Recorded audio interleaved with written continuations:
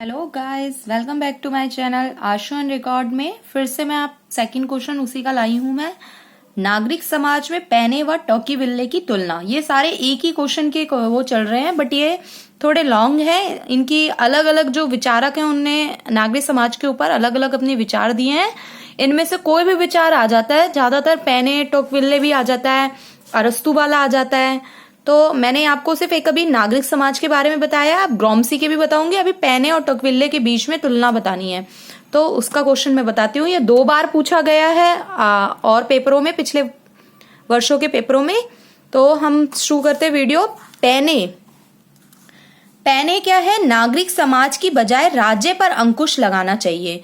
वह कहता है, जो पैने हैं, पैने विचारक हैं जो, वो कहते हैं नागरिक समाज की बजाय राज्य पर अंकुश लगाना चाहिए। टोकविल्ले कहते हैं इसके विपरीत, वह कहते हैं कि राज्य पर निरंकुश होना चाहिए, मतलब कि उस पर कोई भी अंकुश नहीं होना चाहिए। तो फर्स्ट पॉइंट हम यही याद कर लेंगे कि इसमें अंकुश और इसमें निरंकुश, तो हमें याद आ जाएगा ये पॉइंट। सेकंड पॉइंट हमें, पैने नागरिक समाज को एक अच्छाई मानते हैं। नागरिक समाज को वो अच्छाई मानते हैं, जबकि राज्य को एक बुराई मानते हैं। तो वो राज्य को एक बुराई मानते हैं। सेकंड, परंतु टॉकीविल्ले राज्य को बुराई नहीं मानते। वह कहता है आधुनिक समाज में समाज को सुचारू रूप से चलाने के लिए राज्य अनिवार्य है। तो ये राज्य की बुराई करता है इसमें, और नागरिक समाज की अच्छाई। परंतु टॉकीविल्ले राज्य को बुराई नहीं मानते। वह कहता है आधुनिक समाज में समाज को सुचारू रूप से चलाने के लिए राज्य जो है वो अनिवार्य है। तो बताइए फिर राज्य कैसे आवश्यक बुराई हो गई? तो ये बोलता है वो टॉकविल्ले। नेक्स्ट पॉइंट, हम थर्ड पॉइंट बोलेंगे। पैने का मानना है कि अमेरिका जो है को छोड़कर सभी जगह राज्य जनता का शोषण करता है तथा बर्बरता पूर्वक व्यवहार करता है।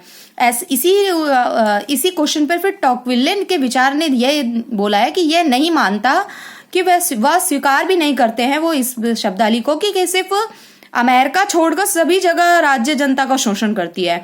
तो ये तो गलत बात है कि ऐसा नहीं है। सभी जो वो होती है, संसद होती है, लोकतांत्रिक विचार होते हैं, वो ऐसे नहीं होते, हमारे भारत में भी नहीं है। वह मानता है कि सभी जगह राज्य जनता का शोषण व बर्बरता पूर्वक व्यवहार नहीं करते हैं। फोर्थ पॉइंट हम आ जाएंगे। पैने राज्य की स्वेच्छारिता की समस्या को राज्य भी दूर कर सकता है, उसका मानना है। तो वो कहता है कि राज्य की स्वेच्छारिता को पूरा करने के लिए राज्य भी अपने मतलब समस्याओं को पूरा कर सकता है, उन समस्याओं को। लेकिन परंतु टॉकविल्ले का मानना है कि राज्य की स्वेच्छारिता आधुनिक समय में नागरिक समाज में विकास सुधार के द्वारा की जा सकती है। तो नागरिक समाज में अगर हम सुधार करेंगे तो राज्य की स्वेच्छारिता का अपने आप विकास हो जाएगा। नेक्स्ट है, ये दोनों एक दूसरे के विपरीत है।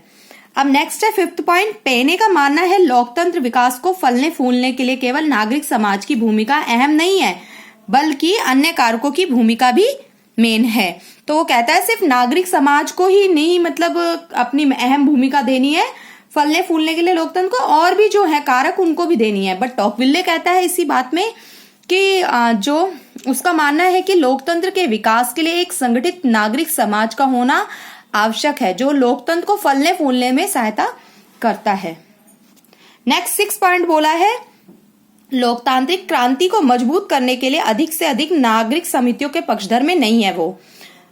पैने कहता है कि जरूरी नहीं है नागरिक समितियां ज्यादा से ज्यादा हो तो लोकतंत्र क्रांति मजबूत होगी, लेकिन बल्कि यहाँ टॉकविल्ले कहता है कि लोकतांत्रिक को मजबूत करने के लिए नागरिक समितियों को अधिक से अधिक बढ़ाने के पक्षधर में है। तो ये एक दूसरे के विपरीत है। साझा हितों पर आधारित पैने नागरिक समाज मानता है। तो पैने कहते हैं कि नागरिक समाज जो है वो साझा हितों पर आधारित है, बट जो टॉकविल्ले है वह इस विचार को नहीं स्वीकारता है। तो आई होप मेरी वीडियो आपको पसंद आई होगी। ये फुल वीडियो है, आप देख सकते हैं, जिसमें पैने और टॉकविल्ले की तुलना बताई गई है।